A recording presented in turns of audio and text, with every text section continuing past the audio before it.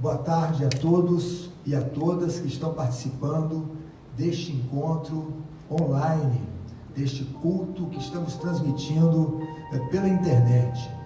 Nós estamos vivendo dias difíceis em que as igrejas cristãs não estão podendo realizar encontros presenciais, portanto estamos usando essa maravilhosa ferramenta para transmitir os cultos, para proclamar o Evangelho da Graça. Então quero cumprimentar a todos que estão em casa, participando deste encontro pela internet, pelo Facebook, e nós vamos começar esta reunião orando, porque não há cristianismo bíblico sem oração. E nós estamos num momento em que é necessário que dobremos os nossos joelhos, que derramemos o nosso coração no altar da graça.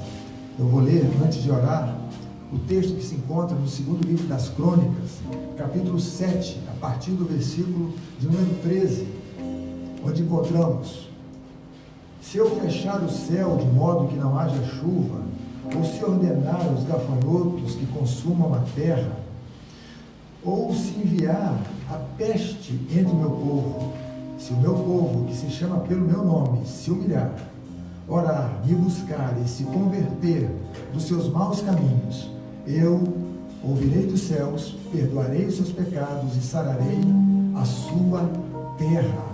Os meus olhos estarão abertos e os meus ouvidos estarão atentos à oração que se fizer neste lugar.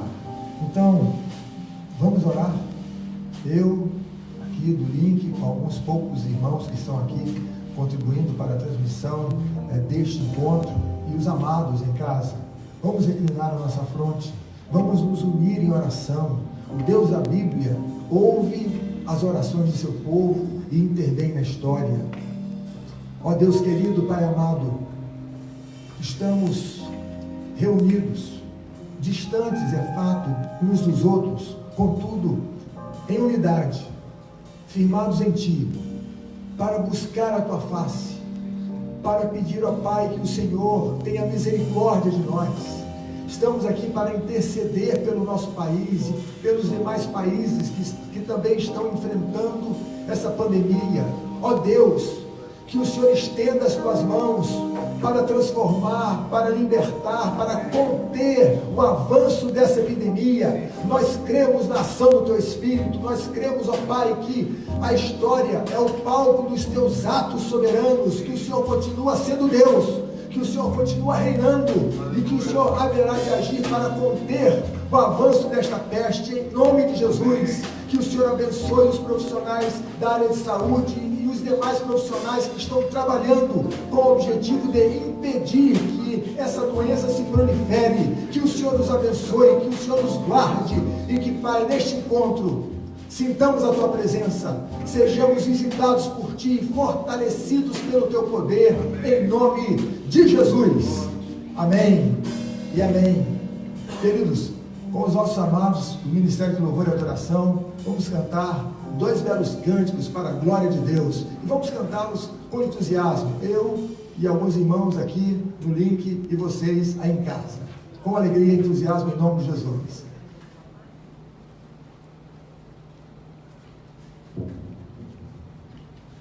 Graças a paz, você que está aí de casa, adorando o nosso Deus, que possamos nesse momento declarar que o nosso Deus vivo está. Ele morreu na cruz, ele foi pendurado no madeiro, mas ao terceiro dia ele ressuscitou.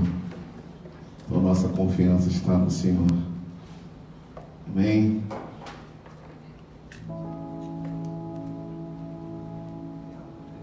Porque Ele vive, posso crer no amanhã. Porque Ele vive, temor não há. Mas eu bem sei, que a minha vida está nas mãos do meu Senhor, e vivo está.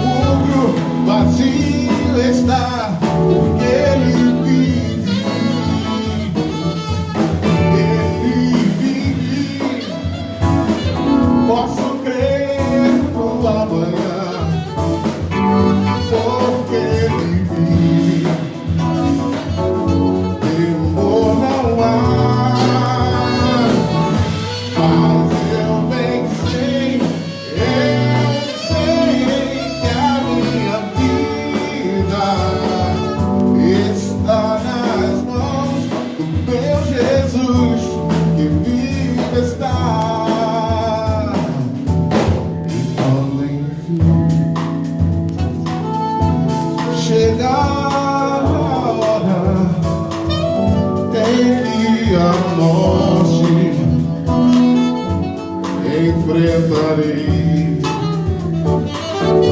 sem medo, então terei vitória, terei a glória do meu Jesus, Ele está no cantinho, porque Ele vive, posso crer no amanhã, porque Ele vive, temor não há, mas eu bem sei que a minha vida está nas mãos do meu Jesus, que vive está. Adora o Senhor, Marcelo.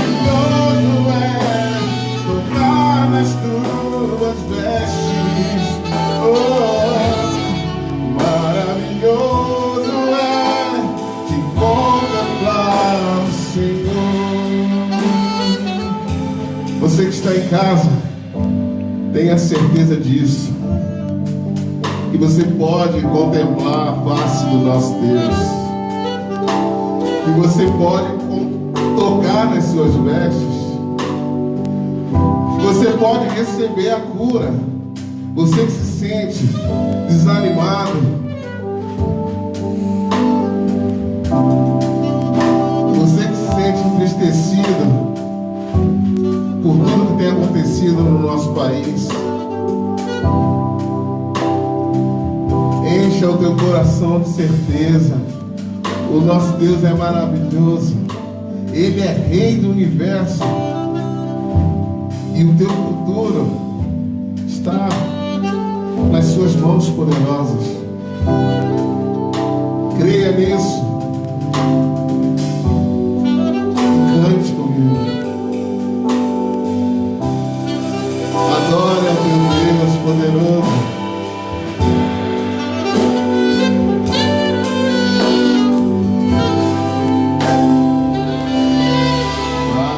Maravilhoso é estar em tua presença. Maravilhoso é poder te adorar. Maravilhoso é tocar nas tuas vestes. Maravilhoso é te contemplar, Senhor.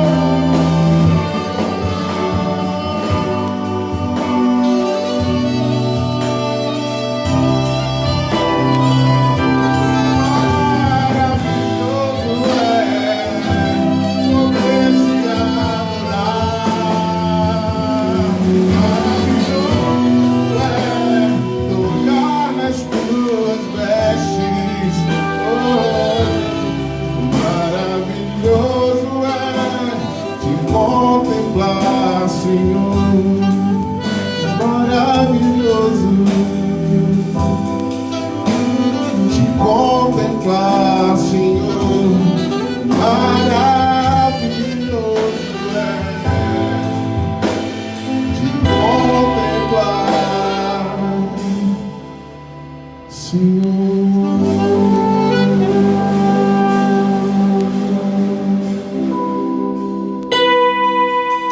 Amém?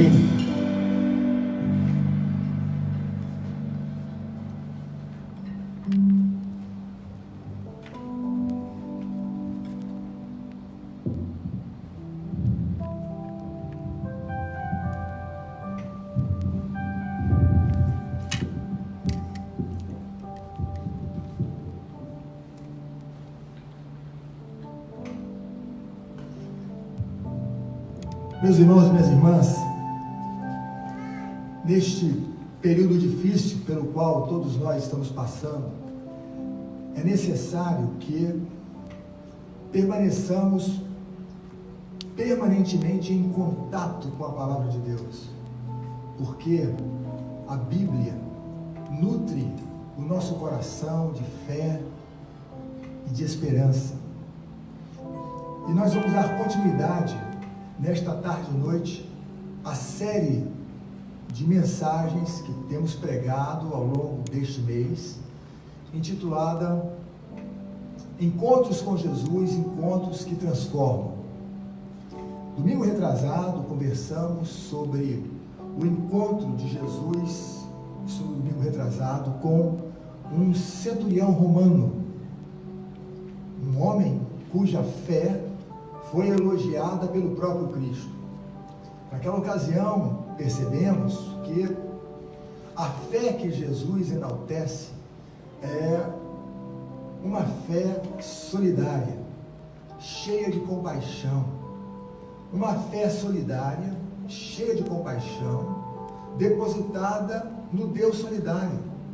Neste Deus que se importa conosco, que se solidariza com as nossas causas, com as nossas lutas, com o nosso sofrimento. A fé que Deus enaltece é essa fé solidária, depositada no Deus das Escrituras, no Deus solidário. É uma fé também que entende que ninguém está tão distante que não possa ser alcançado pelas poderosas mãos do Senhor. Semana passada, refletimos sobre o encontro de Jesus com os discípulos no Mar da Galileia, quando esses seguidores de Jesus estavam enfrentando o mar encapelado, o vento rijo. Foi quando verificamos que a nossa obediência a Deus não nos exime dos problemas da vida. Às vezes, enfrentamos tempestades exatamente por causa do nosso compromisso com a realização da vontade do Senhor. Também verificamos que Jesus não é indiferente à nossa dor. Ele nos vê, Ele nos encontra, Ele nos socorre na nossa tribulação, nas noites escuras da alma. E ainda verificamos que Jesus tem poder para acalmar os vendavais, tanto aqueles vendavais que ocorrem dentro da gente, quanto aqueles que ocorrem fora da gente.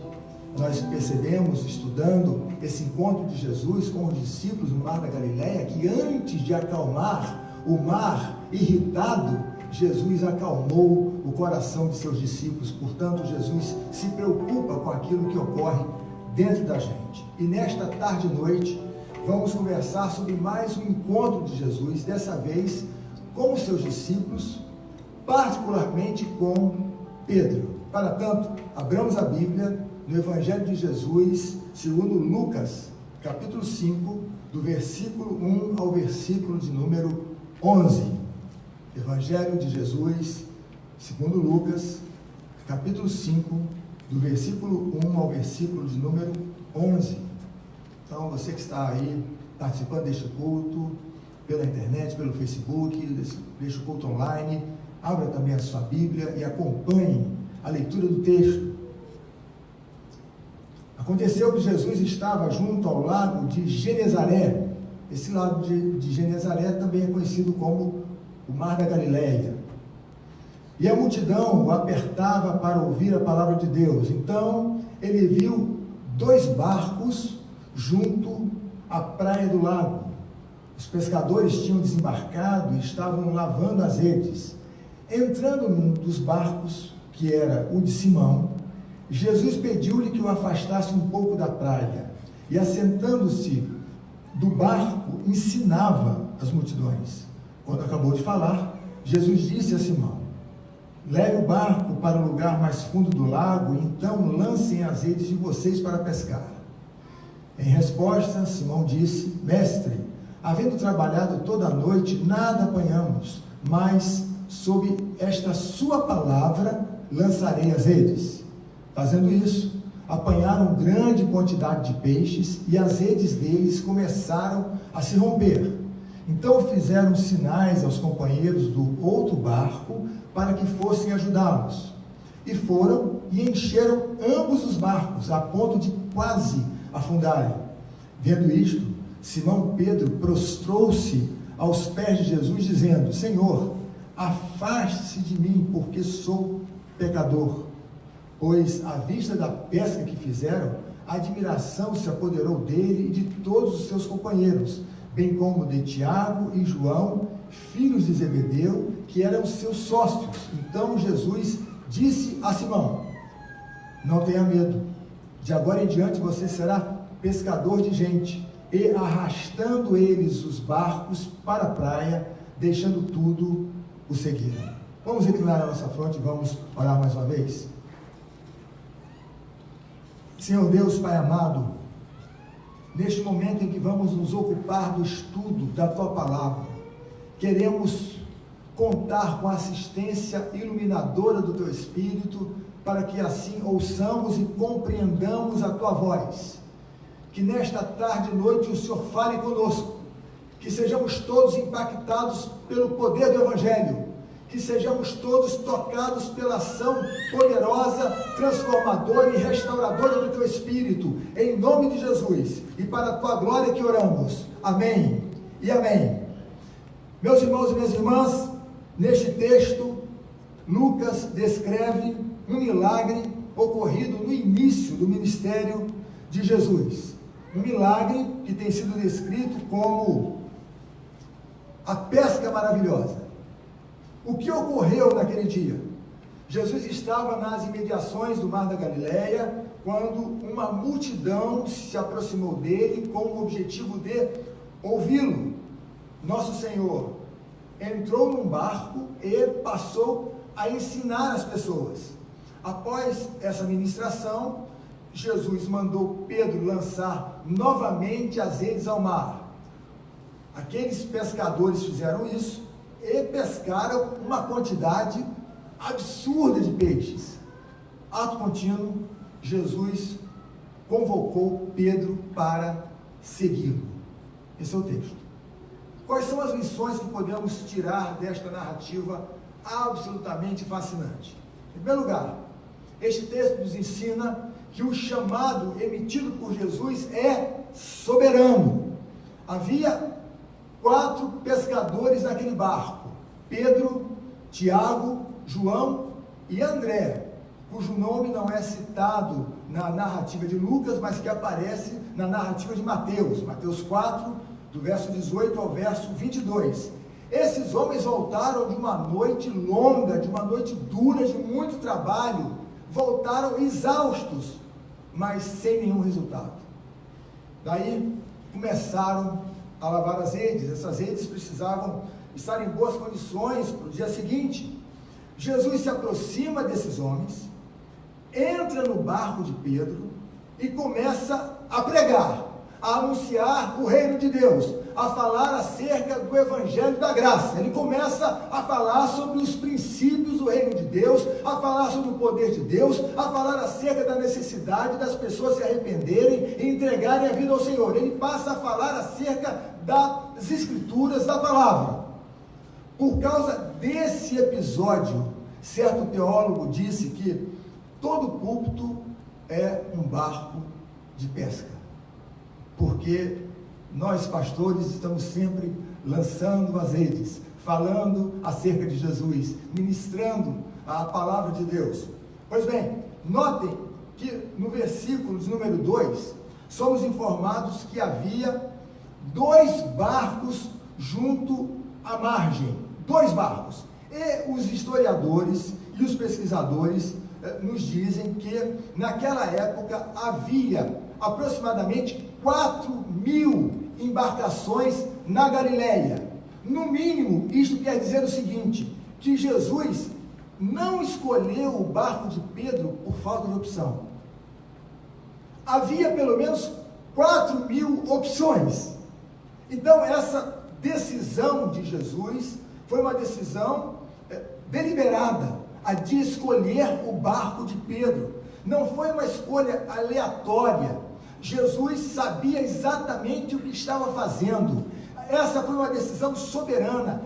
Deus tinha um plano. O plano consistia em transformar Pedro num dos discípulos de Jesus de Nazaré. Pedro, que mais tarde pregaria um sermão pentecostal que levaria 3.000 pessoas ao Senhor Jesus. Essa foi uma decisão soberana de Deus. Jesus chama a quem quer soberanamente.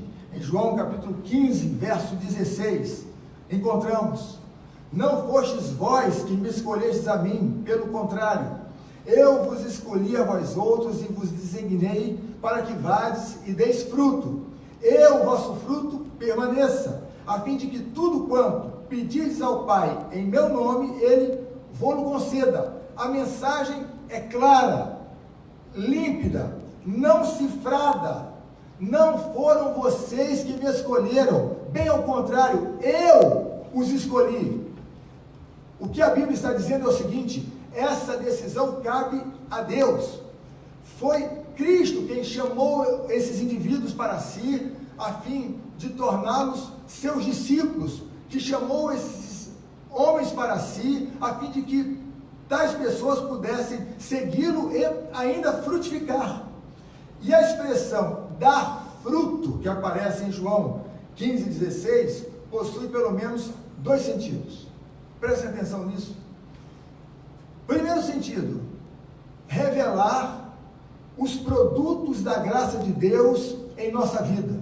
É claro que aqui nós estamos falando acerca dessas virtudes cristãs, acerca do amor, da bondade, da generosidade, da longanimidade, do domínio próprio, seguindo a linha de Gálatas, capítulo 5, verso 22. Esse é o primeiro sentido. O segundo é o sentido de alcançar pessoas para Deus por meio da pregação do Evangelho, na perspectiva de Marcos, capítulo 16, versículo de número 15, que diz que devemos sair pelas trilhas do mundo, anunciando a palavra de Deus, visando levar homens e mulheres a Cristo. Agora notem que em João 15, 16, Jesus não usa o termo resultados, ele usa o termo frutos. Uma empresa pode dar resultados, uma máquina pode produzir resultados, mas somente seres vivos podem produzir frutos. E eu e você estamos em Cristo, temos vida em Cristo, vida abundante em Cristo, é por isso que podemos frutificar, podemos produzir belos e numerosos frutos para a glória de Deus, porque nós estamos em Cristo. Em João capítulo 15, verso 5, o Senhor declarou: quem permanece em mim e eu nele, esse dá muito fruto. O chamado de Jesus é soberano. Ele nos chama para si a fim de nos tornarmos seus discípulos e com o objetivo de frutificarmos. E essa questão da frutificação é uma questão absolutamente, a meu ver, empolgante, porque todo discípulo de Jesus deseja frutificar, deseja cultivar essas virtudes que nos identificam como seguidores assumidos de Jesus. Todo discípulo de Cristo deseja proclamar o Evangelho para levar pessoas ao nosso querido Mestre de Nazaré. Eu me lembro, por exemplo, que lá na casa dos 18 para os 19 anos, portanto, há alguns poucos anos, quando eu trabalhava no mercado, e o gerente geral desse mercado era um irmão em Cristo Jesus, eu tive uma conversa com esse irmão e pedi a ele que me permitisse, num determinado dia, chegar um pouco mais cedo ao trabalho, para cumprir o meu horário um pouco mais cedo, com o objetivo de, após o cumprimento desse horário, sair para fazer um ar livre na porta daquele estabelecimento. Ele entendeu as minhas razões e me concedeu essa possibilidade de chegar mais cedo, num determinado dia, para cumprir o meu horário um pouco mais cedo, um pouco antes do fechamento daquele estabelecimento, a fim de que eu pudesse, então, fazer um ar livre na porta daquele mercado. E eu cheguei mais cedo a esse lugar, eu levei uma caixa de som, um pedestal, um microfone e um violão. Então, quando eu saí um pouco mais cedo, porque havia, como eu lhes disse, entrado um pouco mais cedo, eu me instalei ali na porta, coloquei a caixinha, liguei a caixinha em um ponto, pluguei o violão, pluguei o microfone e comecei o ar livre. Eu ali, sozinho, contando apenas com a assistência da Trindade Santa. Bem, enquanto eu pregava o Evangelho, as pessoas se aproximavam para ouvir, porque a palavra de Deus atrai as pessoas. Agora, é claro que quando eu cantava, a tendência das pessoas era a tendência de se afastar um pouco, porque, como vocês sabem, Deus não me contemplou com essa bênção, né, de ter uma boa voz. É por isso que o Saulo e os meninos estão aqui para me ajudar nessa área. Mas o que eu quero lhe dizer é o seguinte, é que todos nós que fomos chamados por Jesus e fomos tornados discípulos assumidos do Mestre de Nazaré, somos portadores desse desejo de anunciar a palavra, de viver uma vida bonita, de fazer história para a glória de Deus. Quer dizer, somos portadores desse desejo de frutificar para a glória de Deus, e frutificaremos, mesmo no meio de uma pandemia, de uma crise mundial que se estabeleceu. Nós frutificaremos, usaremos todos os métodos que estão à nossa disposição, esses recursos tecnológicos. Estamos usando um desses recursos agora. A igreja continuará pregando o Evangelho, falando acerca do amor de Deus, procurando viver uma vida bonita sob o poder do Espírito, para que o nome do Senhor seja glorificado na terra, assim como é glorificado glorificado no céu, em nome de Jesus. Quer dizer, é a igreja frutificando, mesmo no meio de uma crise aguda. É a igreja proclamando o evangelho sob o poder do Espírito Santo. Esse chamado de Jesus é um chamado soberano. É um chamado para que eu e você nos tornemos discípulos de Cristo e frutifiquemos para a glória do Senhor. Em segundo lugar, esse texto nos ensina que os que são chamados por Jesus são indignos deste privilégio. Indignos. Verso 8. Vendo isto, Simão Pedro prostrou-se aos pés de Jesus, dizendo: Senhor, afaste-se de mim, porque sou pecador. Vendo isto, Pedro viu o quê?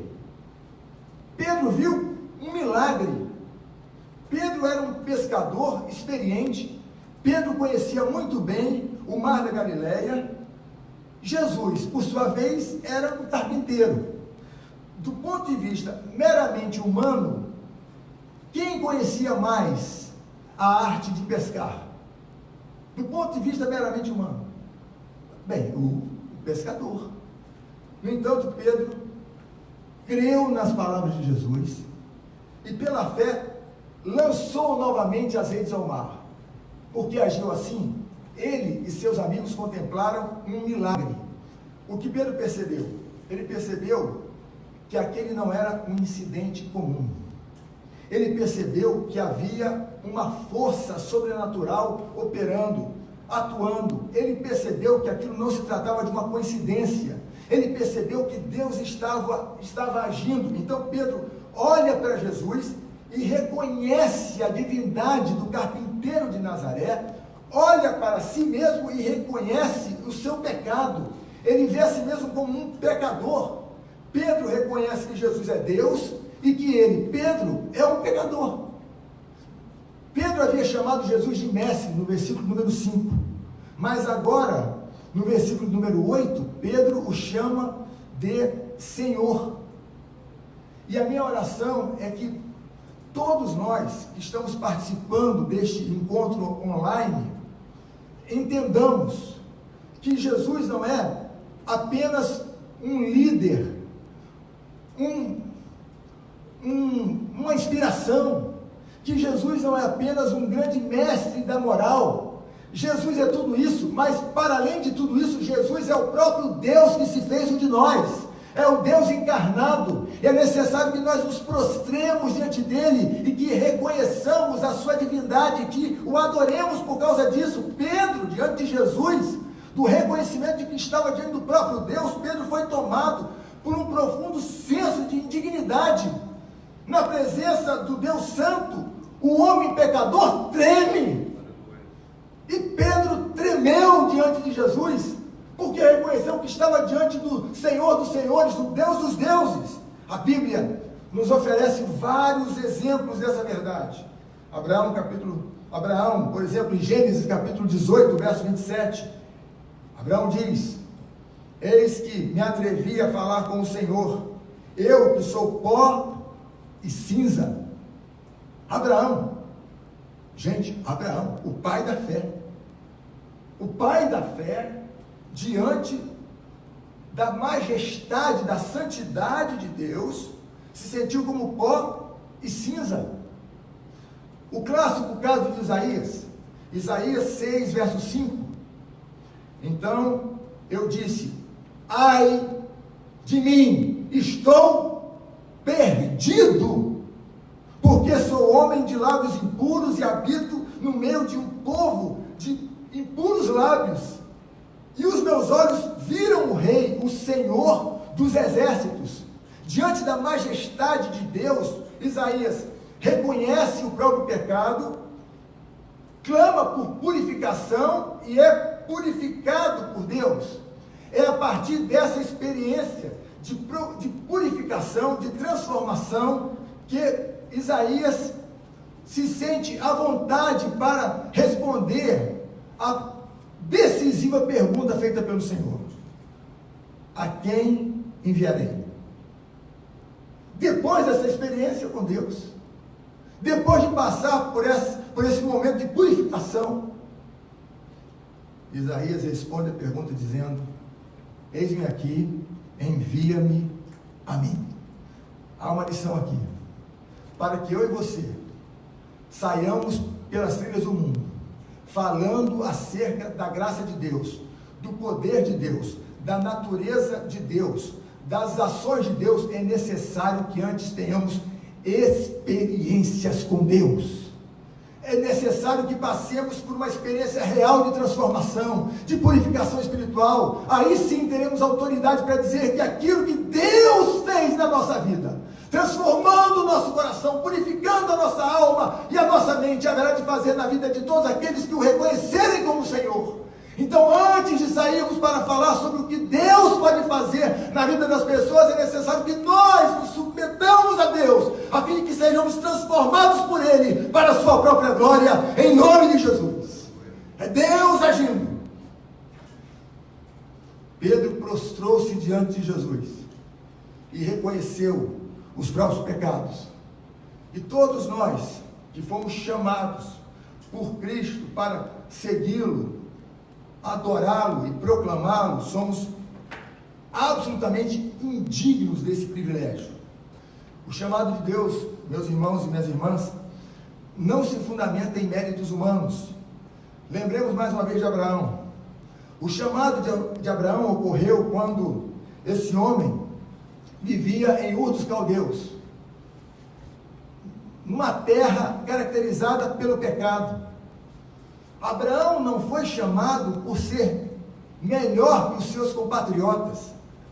Não há nada em Gênesis capítulo 12, do versículo 1 ao versículo 4, onde encontramos o registro do chamado de Abraão, que nos diga que ele era mais justo que os outros moradores de Ur dos Caldeus. O que se afirma é que Deus, livre e soberanamente, resolveu chamá-lo para si. O chamado de Abraão foi baseado na graça de Deus, não nos méritos humanos. Abraão não merecia ser chamado. O pai da fé não merecia ser chamado. Os primeiros discípulos também não mereciam ser chamados. Agora pensemos em nós. Nós também não merecíamos ser chamados. E Paulo, o maior intérprete de Jesus de todos os tempos, o maior teólogo da igreja cristã, alguém que sob a inspiração e o poder do Espírito Santo escreveu provavelmente 14 dos 27 livros que compõem o Novo Testamento. Paulo, falando acerca de si mesmo, diz o seguinte: eu sou o maior dos pecadores. Então Paulo também não merecia ser chamado. Meus irmãos e minhas irmãs, somos recrutados para caminhar com Deus pela graça de Deus. Essa graça que opera generosa e soberanamente. Se eu e você nos tornamos discípulos de Jesus, é porque fomos alcançados pela graça do Senhor. Louvado seja o nome do nosso Senhor. Então esse texto nos ensina que o chamado emitido por Jesus é soberano. Ainda que os que são chamados por Deus são indignos desse privilégio. E por fim, esse texto nos ensina que o chamado é para seguir a Cristo e tornar-se pescador de homens. Veja, o que está implícito nessa declaração? De agora em diante você pescará pessoas. O chamado para seguir a Cristo e tornar-se pescador de pessoas. O chamado para seguir a Cristo e anunciar o Evangelho da Graça com o objetivo de levar homens e mulheres ao Senhor Jesus. Agora, o que é curioso aqui, curiosíssimo, é o fato, preste atenção nisso, de que Jesus já havia chamado Pedro, Tiago, João e também André, algum tempo antes